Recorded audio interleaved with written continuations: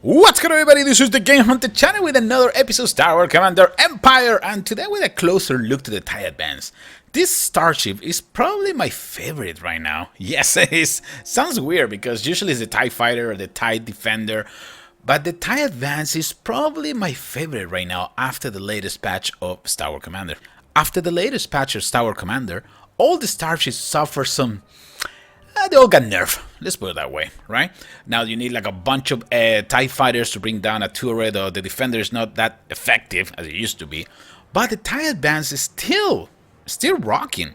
So if you attack a shield of the same level your TIE Advance, chances are that you're gonna bring it down one shot, and that is huge. That's something that never happened in the past, right? Usually I need to use like a 2 or 3 TIE Advance in order to bring down that shield generator. This completely changes strategy in the game. Because if we use the TIE Advance, we don't really need to rely in the Elite AT-AT or in any other destroyer, right? Now we can easily start using Vader or some other heroes. That's gonna change things big time. So in this episode, we're gonna see a couple of replays of me using the TIE Advance, just to show you how powerful it is, right? This doesn't matter really the outcome of the battle itself, but just to show you how things can change big time now that the TIE Advance is so effective. You guys ready? Let's roll. Alright, let's go to Dantooine for the first replay. Classic attack, Stormtroopers, Shock Trooper attacking the traps. Look at the design of this base. They have 4 shield generators. If we attack from this area, this shield generator, that shield generator, and that shield generators are quite easy to destroy, but this one in the back could be trouble. Because that means that the AT-ATs need to walk all the way in front of the base, in front of all the turrets, in order to reach that one. So what we're going to do, we're going to start attacking with the Elite AT-AT. Shock Trooper doing an awesome job destroying all the traps, right? I'm going to zoom out a little bit so I can show you exactly when the TIE Advance is going to get into action. As we get close, the AT-AT is going to start targeting the first shield generator and then the one in top. And now the TIE Advance, look at that. Boom! One shot, shield down. That is huge. That is huge. I mean, probably for people who just start playing the game, it's not that big. But for us, that we've been playing the game for a long time, having the TIE Advance being so effective now is just crazy. It's super crazy. You see right now the AT-AT, Elite AT-AT, or Veteran AT-AT, now it can be more useful. You can use the AT-AT on the battlefield, destroying buildings, not just targeting or walking around the base just to destroy a shield generator. See, that's a huge advantage in the game. I'm just saying that that's gonna probably change a little bit my strategy. The only problem that the TIE Advance is really expensive. Okay, if you compare that one with the other starships in the game, probably the expensive one. The one that I have is level 7 and it costs around 1,400. If I'm not wrong, no, 1,400 really? That expensive? Yeah, I think so. Compared with the rest one. But and also use a lot of space. That's all the tricky part. So maybe you can have 2, maybe 3 TIE Advance, which is okay. Which is okay. That way you don't need to just rely on the TIE Advance. I mean, that way if you attack a high level base, you won't be able to destroy all the shield generators in one go. But if you can upgrade the AT-AT Advance, do it, and do it now. Okay, super effective. Let's go to another attack. All right, let's go back to Dantooine, and I'll show you something really interesting. This is the classic base that you don't want to attack. It's a waste of time for a Empire player, especially if you rely so much in the Elite AT-AT. Right now, Elite AT-AT is going to target the shield generator in top, but look at this. Reinforcements have arrived.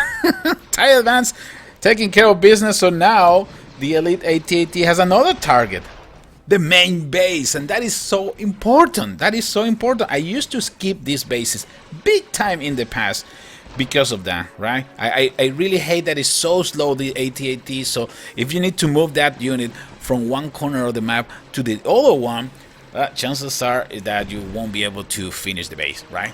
If you see bases with like a 2 or 3 shield generators in different corners of the map, well, now you have an option, right? You can either, okay, use destroyers, or you can have probably some TIE Advance, right? You can have 1 or 2 TIE Advance ready for action, so then you can use one of the TIE Advance to destroy one of the shield generators, the other one, and we have the Elite AT-AT who can take care of the main one or get close to the base. Not too bad, right? I told you, things can change big time. Strategy can change big time with just this little change. I don't know if it's gonna stay like this all the time. You know what? That's something that changed every time that we got new patches. We got some new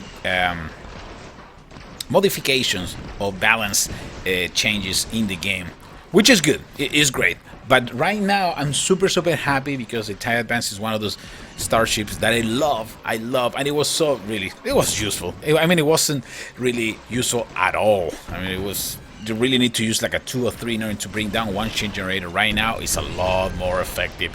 And here comes the Empire, taking care of business. Not too bad.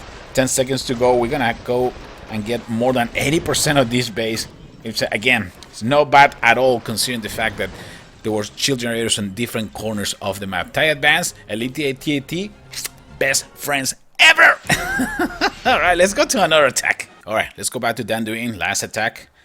And in this base, we're gonna use the TIE Advance right away, destroy one of the shield generators. So then we need to deal with just these 2. The idea of this replay is just to show you that we don't need to rely that much in the Elite AT-AT anymore. Even when it's gonna destroy the first shield generator, probably it's gonna destroy the second one. And there is a chance that it's gonna go down because there's a lot of turrets in between.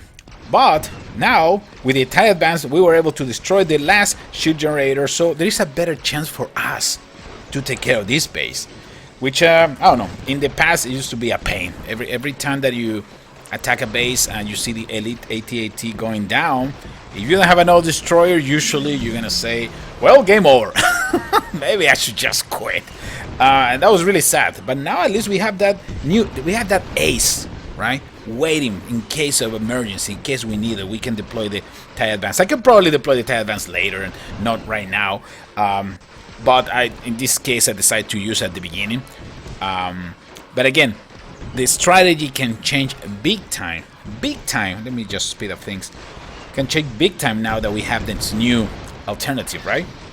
You can see the X-Wing, they don't do much damage anymore. Defender, it doesn't do much damage either.